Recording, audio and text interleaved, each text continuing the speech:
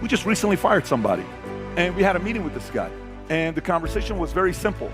You know, he's insurance, all the stuff that he's doing. And I'm talking to this guy and I said, look, you have to realize there's one thing that's very clear about you. We're very patient with you. It's been many years. But your attitude has never changed. It's been the same and it's not attractive. The reason why you keep losing friends, family members, you're broke, your relationship don't work out, you keep losing jobs. You've had 30 jobs the last 12 years. It is not the 30 companies' fault. It's not your ex's fault. It's not your friend's fault. It's your attitude. It's not attractive. It pushes people away. You know what's the craziest thing about attitude? It forgives people. You become forgiven. Why? Because people will look at you and go, how many guys have no clue how an annuity works? Raise your hand. Raise your hand for like, dude, if I ask you to come on stage right now and teach us about an annuity, you're like, dude, I would screw that thing up. How many guys, there's no way you know how an annuity works. Okay, great. But you know what happens? Here's what happens. You sit in front of a client. Client asks you, so I've heard about this annuity thing. What do you know about it?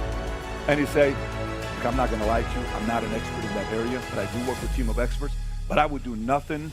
I'd be more than glad to get the best person to help answer all your questions for you. Is that okay with you? Absolutely. They're like, this guy, I just asked him a buying question. He knows nothing about annuities, but man, I love his honesty and his attitude. Freaking amazing. Everybody lies. I'd love to talk to the team of experts. Attitude allows people to forgive your lack of knowledge and your patience. An unattractive attitude, no one's gonna forgive you. Because at least I can drop down and say, I like this guy's attitude. I bought a car the other day. Jennifer and I would go to this dealership. We go in, and this guy comes up, and I'm looking at this guy, and he walks like this, and it's me, Jen, Papa, Senna, Dylan, Tico, and Brooklyn. So Jen's nursing the baby in the back, and we go into this Porsche dealership. For her birthday, she wanted to think about buying a Cayenne. So we go in, and I walk in, and I see this GT3 Porsche 992. Oh my God, purple, gorgeous. And I go in and I'm just wearing regular clothes. And this guy with a blue shirt, perfect hair, Caucasian, about 6'1". And the kids decide to play tag. In the dealership, they're playing tag. Are these your kids? Yes. Can you tell me how much this Porsche is right here? Are these your kids? How much is this Porsche? It says $224,000 on the ticket. Yes, but you have to add another $125 because it's a limited edition car. I said, can I get a key to sit inside of it to see if I fit? I don't have the keys, our powers are down. I said, oh, so can you please tell your kids to calm down, please? Now, don't get me wrong, he's got a point because Senna was like a mess, but still, there's a way of saying it. So I said, look, my wife would like to take a look at a Cayenne. We're all sold out. We don't have anything in inventory. You have to wait 6 months. So there's zero effort. So I'm like, can you show it to me anyways? At this point, I'm getting a little annoyed. He says, yes, follow me. So I follow him. I just want to trip the guy real quick. I'm like, let me just trip this guy. You know, I'm like, follow me. I'm like, that's like 12 years old. I'm not going to do that. So I follow him because I have to set a good example for these kids. But in my mind, I tripped him. I swear to God, in my mind, he fell. It's pretty bad. So I follow him, and we go in, and I see the car. He says, this is the car. And I said, can we sit inside of it? I told you we're sold out. Can you check to see if this one's sold out? Yes, I'll be back. So he goes into the other showroom. Oh my God. And then so I go, I'm trying to see if this is a cultural thing. So front desk clerk, how are you? Very good, how are you? Fantastic, where are you from? Romania. Oh no way, when I was in Germany, I had refugee camp, I spent a lot of time with Romanians. Yes, we were all trying to get away from that socialism that they're trying to sell here in America. Can you believe it? I'm like, I love you, you're so amazing. So her and I are like, this lady's awesome, in her late 50s, early 60s, and we're like having a great conversation together.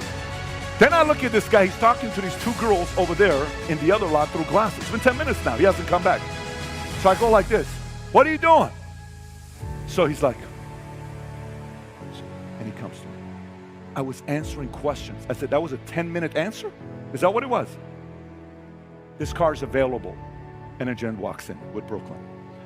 I said, baby, go ahead and sit in this car, see if you like it. So I'm watching how he's talking to Jen. Oh my gosh, guys, he's driving me nuts at this point. So she sits in the car. Senna gets in. and the top window, they open up. You know, the top, what do you call it, sunroof stuff? And she goes on the center, what do you call it, center console? Center, what is it? And she goes like this. And I'm like, oh, keep doing it. Just go like this. Scratch that car, right? And she's jumping. Sir, tell your daughter to stop. I'm like, Senna, please stop. Please stop, Senna. Thank you, Senna. So she gets down and he says, did that answer your question for you? I said, yeah. I said, babe, I would never buy a car from this guy. I'm looking at him, I'm like, never buy a car from him. So really. So walking, and she's like, babe, let's just go to the Miami dealership. It's okay. We're walking, I see this Audi QS8, black 2022. I'm like, oh my babe, look how sick this car is. Babe, this thing looks good. I always liked Audis. So I go inside, I said, hey, is that Audi for sale? It is. Can I take a look at it? Sure, let me get a salesperson for you. They call the salesperson. And I see a guy. You ever seen like in these movies, slow motion, where the you know, like, you know, what's that movie, Couples Retreat, where the guy comes up, you know, what's his name? Do it, come on, you know what I'm talking about, right? So this guy shows up, and he's walking. He walks like this. Hey, papi, how can I help you? Right? I'm like, papi, where are you from? Puerto Rico. I said, okay, how big's your family? I got 4 kids. I said, is this thing for sale? Yeah. Mommy, you want to drive it? So now he's talking to Jen. Yeah. Mommy, come with me. Let's go. Let me see your ID. So he's calling me papi. He's calling her mommy. He gets the key. He says, let me just see your license. He gets the license. Here's the key. Just go for it. I says, you're not going to come with me? No, take the car. Jen gets in the car, leaves by herself. So I start talking to this guy. I said, what's your story? He says, I was living in LA. I've always been in the restaurant business, but my wife didn't like the fact that I was coming home at 2 o'clock. She didn't know what I was doing. She said, you got to come a little early, so I wanted the car sales. And I came over here. I said, so tell me about the Porsche inside, the GT3. Oh, the GT3? What about it? He said $125,000 markup. I'm not paying a number like that. He said, I wanted to send inside, but he couldn't get the keys. He says, let me see what I can do. He goes. Jen's still test driving. He comes back. He says, he's right, the power's out. But, papi, I went to the owner's office. I got the keys. Don't worry about it. We're going to go inside of it. So great. So Jen comes. She gets out of the car, and Jen doesn't have a poker face. So I'm like, I ask an open-ended question, like I shouldn't ask her. I said, how'd you like the car? She's trying to say, babe, I don't like it, but I'm like, okay. So he leaves. I said, papi, can you give me a minute? He walks away. I said, babe, how'd you like it? Babe, I don't like it. I love it. I want this car. She's never reacted this way before. And by the way, I haven't bought a car from a dealership in 16 years because of the other German guy I dealt with. That's why I don't go to dealerships. I buy my brokers send me cars. I don't go to dealerships. But I like this papi guy. I like him a lot. So what do? I said, okay, what do you want to do? He says, come in. Hey, what's your final price on this? Papi, you know, I have to make money with this. I said, listen, this is the number. I call my guy. He says, this is the number. Let me go talk to the owner. Goes inside. You buy it right now. I give it to you for this much. Then I go inside. I'm like, what's this one? Oh, papi, that's the RSQA. That's the 600 horsepower Lamborghini engine. That's the R8 of SUVs. This goes 0 to 60 in 3.6 seconds. I said, tell me your number on this. We never sat inside of it, never test drove it, never looked at anything, never opened the door. He says, let me talk to you when it comes back. I said, I'll buy it. He looks at me, he's like, you don't want to think about it? No, I'll buy it. Okay, papi, let's go. So I'm following him. I said, but I got 5 minutes. No problem, papi. Just come and sign this stuff. So I go to him. I sign the stuff. I leave. And I sit in the GT3 car, freaking amazing. Because I barely fit in this SF90. So I fit in this car, ridiculous. So we leave. The next day, he calls me because he's got to bring the car. I said, I don't want you to bring the car without a bow. He says, no problem. So he's on his way. I text him, did you get the bow? Oh, papi, I forgot. Let me see what I can do. He texts me back. I called everywhere. They don't have a bow. I said, in 2 minutes you called everywhere? So I called him. I said, don't bring the car. I said, first of all, your customer service there sucks. And I had a moment. He says, papi, what do you mean sucks? I did everything for you. Tell me why it sucks. Everything you've asked me, I've done for you. I said, don't bring the car without a bow. Okay, papi, let me see what I can do. Okay, hangs up.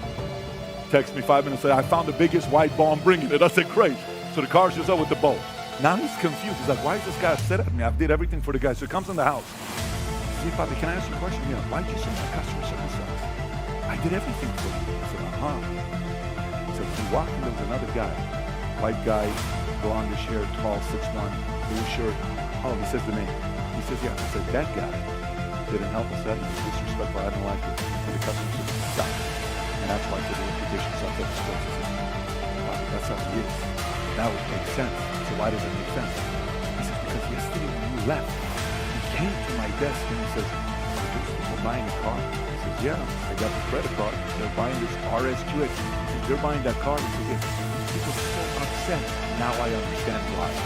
I said, I bought the car from you simply because of your attitude. Period. And I referred him to John. Him and John are talking about another car right now. What's the moral of the story? Same dealership, same company, same car, same city, same location, same customer, two different attitudes. One guy made $5,000 commission, the other guy didn't make the commission. Why? Attitude. It's such a basic thing that we all can work on.